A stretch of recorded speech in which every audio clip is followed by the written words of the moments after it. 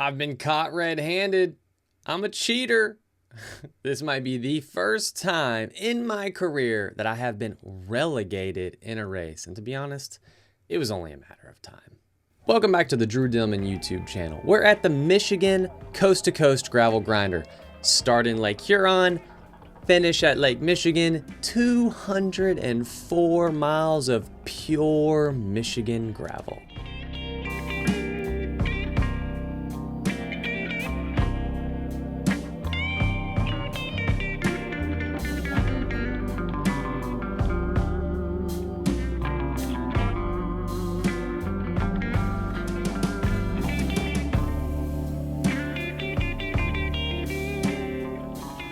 This has been a race on my radar for quite some time, since me and Amanda Panda Nauman were teammates back in 2019, and she won the event in its opening years. I've always wanted to go up to Michigan and do this race, but it's never quite fit into my calendar, but this year it fit quite nicely as I'm just now getting into a big block of base to prepare for the second half of the season.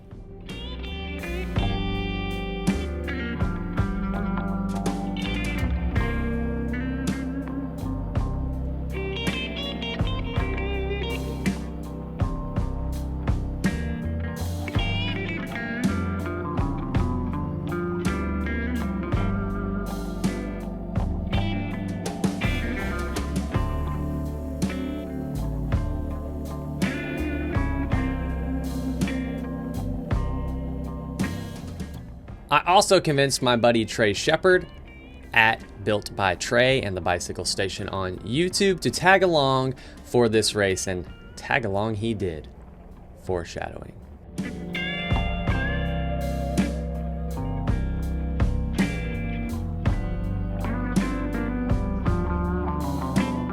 Pee break number 1. We are back to the good old days when we all just stop and pee together. This is pure spirit of gravel.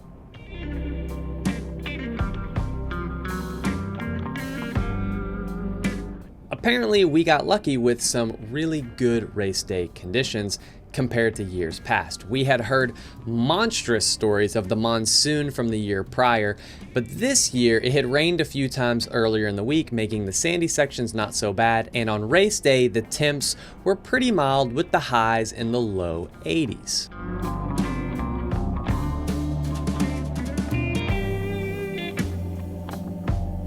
Pee break number 2.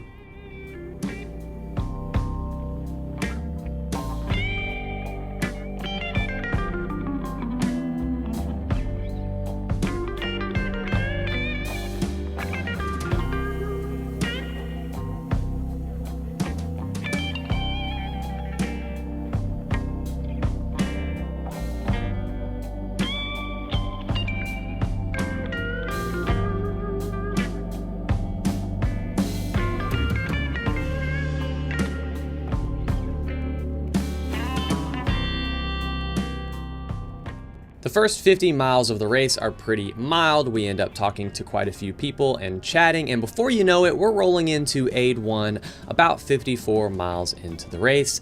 This is where the controversy starts.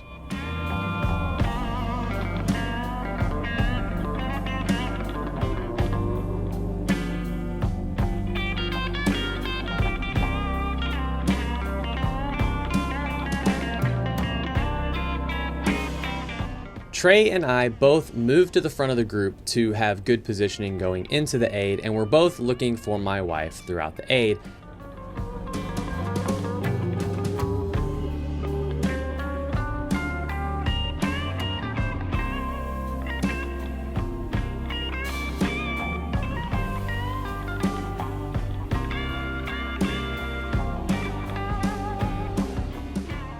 But we don't see her. And my mind goes to the worst, thinking that maybe they were in an accident or something happened. So I'm just concerned that they're okay. Luckily, Trey had his phone on him, so he texts her shortly after we rolled through the aid to make sure everything was okay. We didn't hear back from her, but at this point, we're kind of worried, and we didn't get any of our supplies from that first aid. Up to this point, I had only drinking one of my 1 liter bottles and had a completely filled second bottle. So I was very confident that I could make it another 50 miles off of just that 1 liter bottle and some gels. Trey, on the other hand, chugged all of his bottles before we got to aid 1, knowing that we were gonna swap, has no hydration. So, being the good friend that I am, I give him half my hydration and quickly realize, wow, now I'm not so confident that I'll be able to make it 50 miles off of only half a liter of my hydration. Because we had already chatted with quite a few guys, they saw that we had missed our aid, and quite a few guys had offered up some of their water to us if we needed it later on down the road. Of course, they didn't want to give us that water right away because they might need that water, so they wanted to wait a little bit down the road. Pretty cool to see that some of these guys were so willing to help us after missing that first aid. Spirit of Gravel approved behavior here. And what had happened was CJ was actually there. She was just in the wrong spot. She had pulled into the parking lot and was standing in the parking lot because she saw a sign, which was there, that had an arrow pointing us to go through the parking lot. So she thought we were going to go through the parking lot for aid, when in all reality, we stayed on the main road to get our feed. And I don't blame her. This is an honest mistake. And here is proof that she was actually there with our 2 daughters.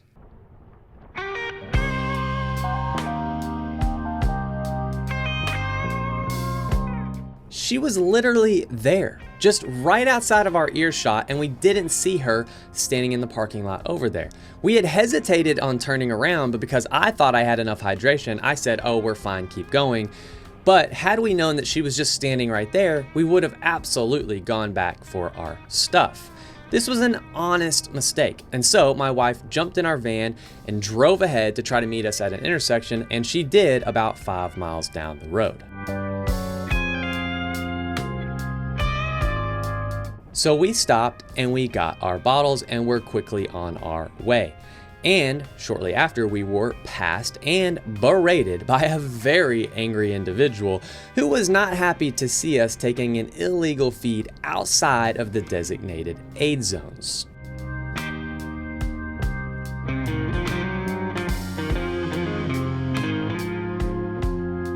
So, naturally, we yelled right back at him. I said something about my wife and my 2 kids, and she's doing the best that she can.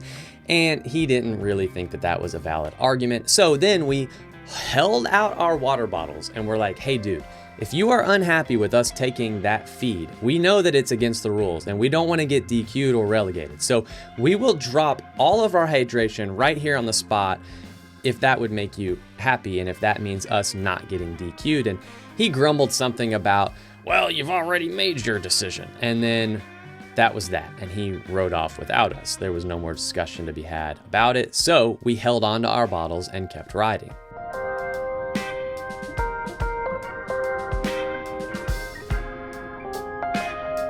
Yes, we broke the rules. Spirit of Gravel disapproved behavior.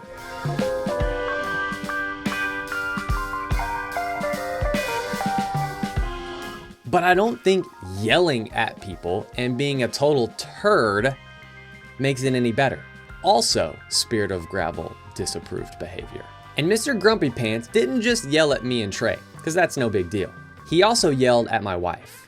Not cool.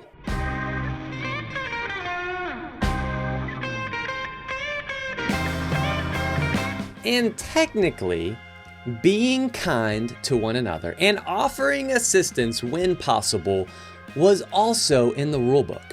So on paper, Mr. Grumpy Pants was just as guilty as breaking those rules as we were. Spirit of Gravel, quite confused.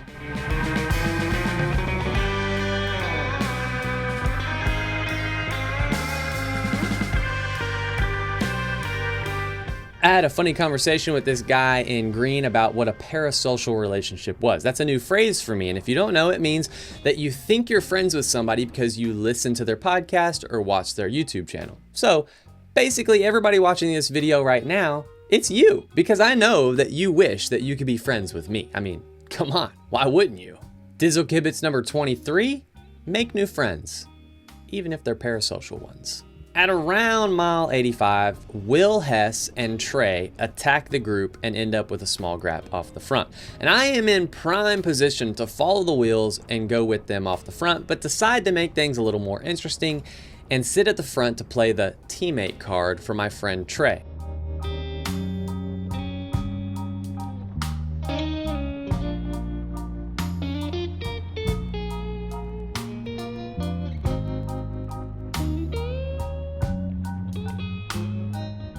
Later on down the road, I try to pop across to them solo, but the group ends up chasing me down. We keep them just in sight for nearly an hour. They do get a decent gap, but they never quite get out of sight.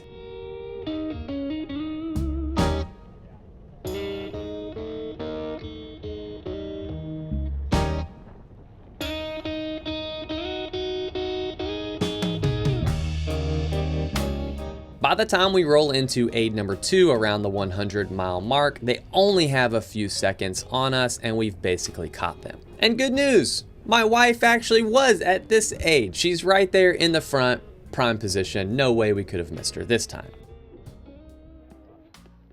And here's my nutrition plan powered by GOODLIFE Nutrition. From miles 0 to 50, I had a 1-liter bottle with 150 grams of carbs and a 50-gram gel. From miles 50 to 100, I had another 1-liter bottle with 150 grams of carbs and a 50-gram gel. I was supplementing with gels because with the cooler temps, I was drinking less than I had planned and didn't want to end up short on carbs. From miles 100 to 170, I put on a 2-liter hydration pack that contained 300 grams of carbs, and I also had another 1-liter bottle with 150 grams of carbs.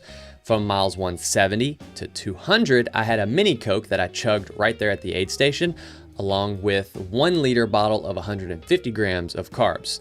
This means the total carb intake was 1,025 or just over 100 per hour. I use GOODLIFE carbs in all my bottles, and if you'd like to try it out, go to fuelyourgoodlife.com and use code RADDADDIZZLE for 20% off at checkpoint. I've also been really digging the cappuccino endurance recovery with almond milk after hot rides. Yum yum.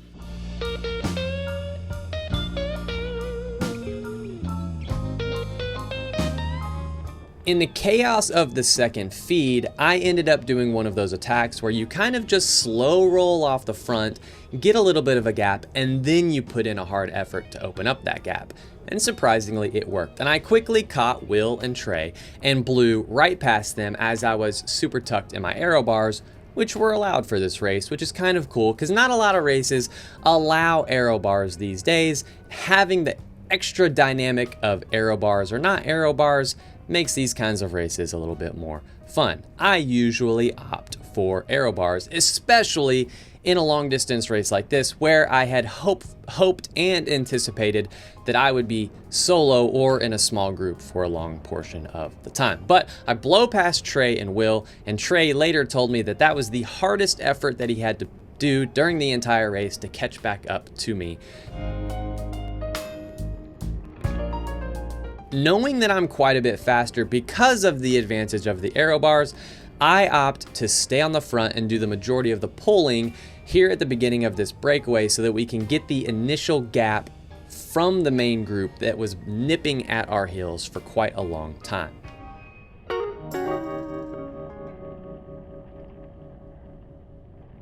Eventually, about 20 minutes after this initial separation, Will ends up dropping back to the main group, and it's just me and Trey. And for a long time, we kept looking back and seeing the group not far behind us, but slowly but surely that gap continued to grow, and eventually as we got into some rolling hills, we were out of sight. And out of sight, out of mind is definitely an advantage because you hope that the group will give up once you get out of sight and the gap will grow.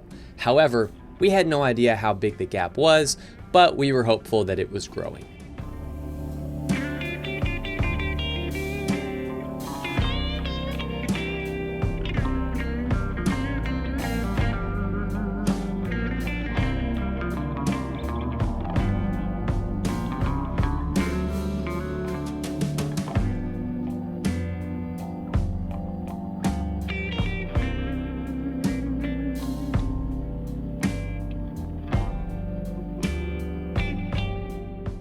We end up playing cat and mouse with some of these ORV on some of the off-road 2-track sections, which I would imagine if you lived in this part of Michigan, this would be a requirement. I mean, it looked like those guys were having quite a bit of fun out on those ORVs.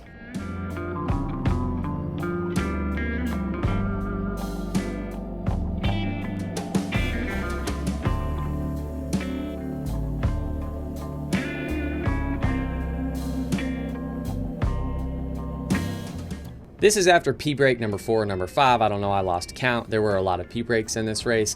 And on this one, because me and Trey were trying to not lose as much time as possible, we both opted to pee off the bike. And he was much quicker than I was. But both of us are slower than Dylan Johnson, who just pees his sham.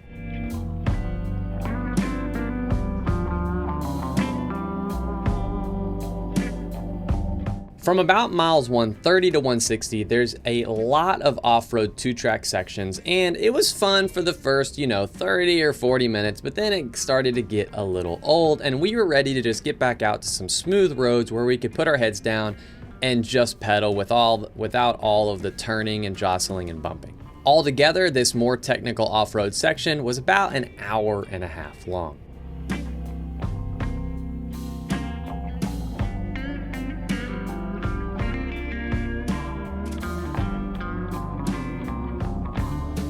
Let's talk tires. The chances of flattening on this course are very low, and the speeds are pretty high with not much climbing, so you'd think that narrower and smoother would be the obvious choice for tires. But it gets a little tricky because this course is known for its sand, and sand requires a wider tire rather than narrower because the wide tire is more likely to float on top of the sand and less likely to dig down into the sand. So this makes it a little bit more tricky for tire selection.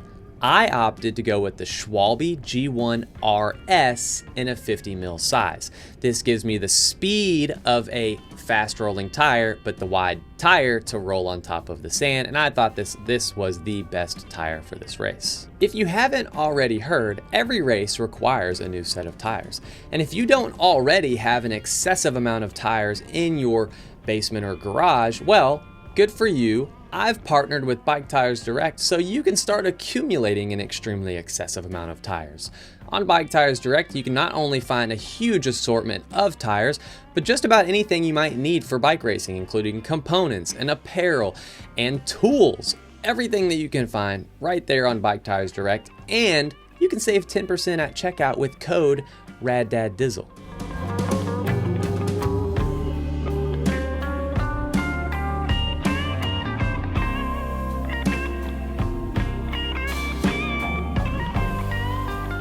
After the race, Trey was complaining of how bumpy the course was, and I disagreed. I didn't know what he was talking about. And after further consideration, I think that the Lauv suspension fork minimized the roughness of the course to make it feel like it was a pretty smooth race.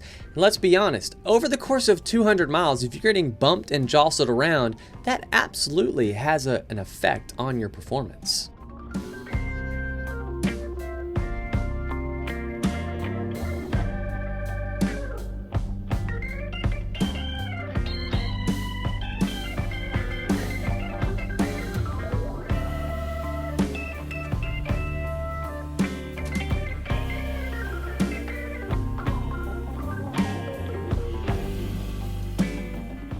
There was only one section of sand that was thick enough and steep enough that required us to get off our bikes and walk a bit.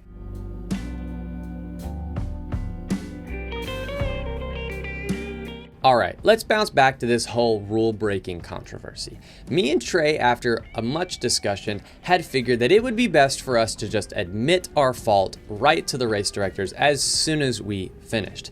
It was pretty clear that we were going to get first and second in this race, and we would rather them hear from us directly rather than hearing it from Mr. Grumpy Pants that we broke the rules. So that's what we did.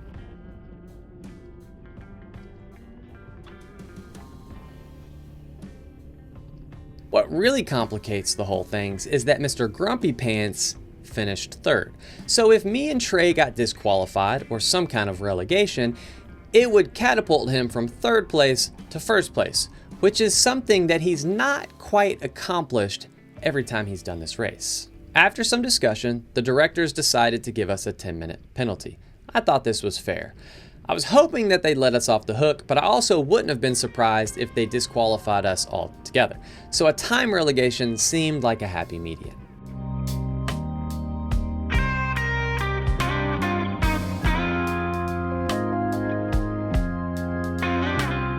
And if you've watched my channel before, you're probably waiting in anticipation for me to totally roast this guy. And trust me, I want to. But this is Dizzle trying to turn a new leaf. In fact, the very next morning, we went to church and heard a sermon on pride versus humility from Proverbs 16, which said, "Pride comes before destruction and a haughty spirit before a fall." And this is me trying to not be so prideful.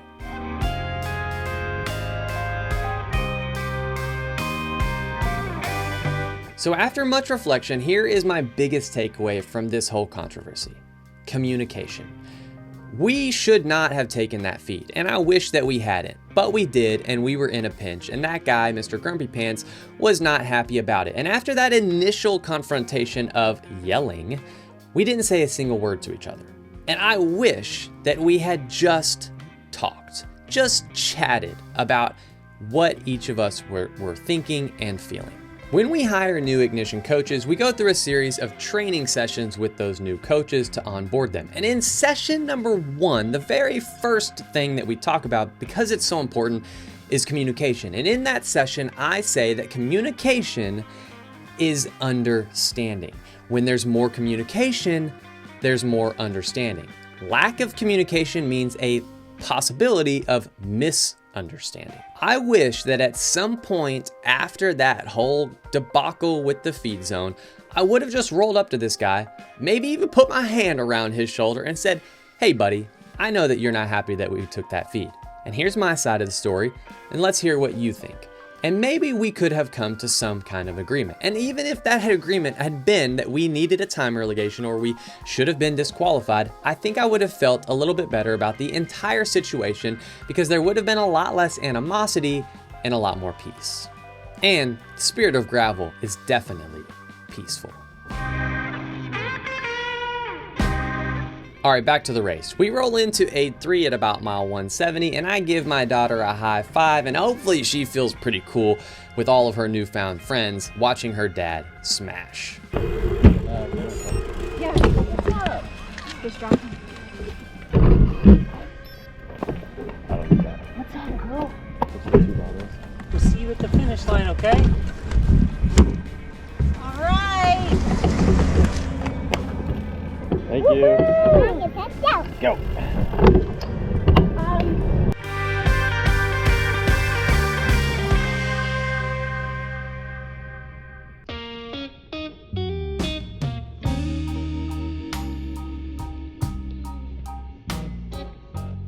I knew that the biggest climb was right after A3, and I had originally marked this spot as the spot where I would attack to try to get away solo for the win. But because it was just me and Trey, I had opted to forego this plan and just roll in with him and maybe send a late race attack for the win once we got closer to the finish line.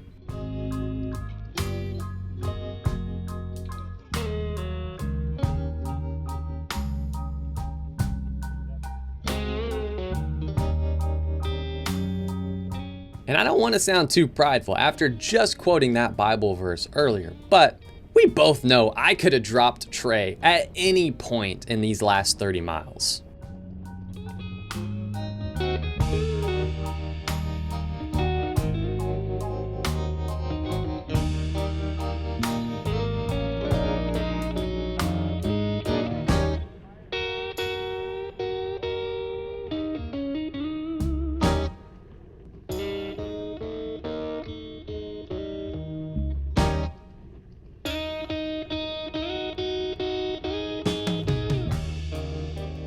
With about 26 miles to go, I looked at my computer and did some quick math to realize that if we averaged 23 miles per hour, we'd go sub 10, which would be pretty cool since that's never been done before. So for 45 minutes, I gave it all I had and had a normalized power of a whopping 282 watts. Not that impressive, but it felt like death 180 miles into the race. And I thought for sure that at some point in this effort, I would drop Trey, but he hung on and admitted after the race that he was pretty darn close to tapping out. But as we got closer to the finish line, I had realized that I didn't account for the 3 minutes of accumulated time that we had spent stopping at the aid stops and for pee breaks, and realized that we weren't gonna go sub 10. So we sat up and chatted for the last 30 minutes. And at one point as we were chatting, I had said, well, I guess that means we're gonna have to sprint it out. To which Trey responded, no way, you've got this, you've done almost all the work the last 100 miles. To which I thought, oh cool, we don't have to sprint, and he'll just let me win. But I forgot about my own advice. Dizzle Kibitz number 4, always sprint. And Trey knew this.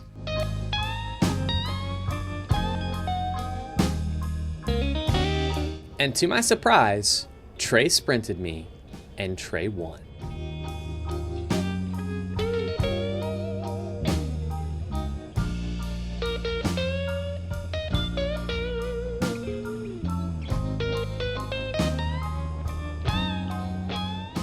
And I think most people would have been pretty upset if their friend had told them that they would let them win after having done 90% of the pulling for the last 100 miles and then sprinting you for the win. However, I think I appreciated it because we didn't come here to hold hands and give each other gifts. He didn't tell me to do 90% of the pulling for the last 100 miles. I just did that out of my own free will. And this is a freaking bike race. There's gotta be a winner. And you have to work hard to win a bike race. So good for you, man. You sprinted me and you beat me. But just know, it ain't gonna happen again. Cause next time, I'm attacking the crap out of you, buddy. Also, another little fun fact, this is the first time ever that an athlete that I coach has beat me in a race. Guess that means I'm washed. And here's a quick breakdown of the power. For the first half of the race, it took about 5 hours with a normalized power of 214 watts or 0.59 intensity factor with an average heart rate of 138 beats per minute. You could call this the endurance ride part of the race. The second half of the race took just over 5 hours with a normalized power of 265 and a 0.73 intensity factor with an average heart rate of 160 beats per minute. Altogether, that's a normalized power of 243.67 intensity factor, average heart rate of 150, 7,500 kJs burn, 450 TSS, and a finishing time of 10 hours, 5 minutes, and 41 seconds. Good enough for a new course record and 6th place finish. All in all, I'm happy with the race. Of course I wanted to win, but I got to do a bucket list event and I had fun doing so. In fact, if you're thinking about doing your first ever 200-mile race or just another 200-mile race, this is a great event, especially for a first-time 200-miler, because it's pretty cool to say you rode from one side of Michigan all the way to the other side of Michigan. The terrain isn't too crazy and there's not a ton of climbing, which makes it a really good first 200-mile event. That's all I've got for this one. Thanks for watching. I'll see you in the next one.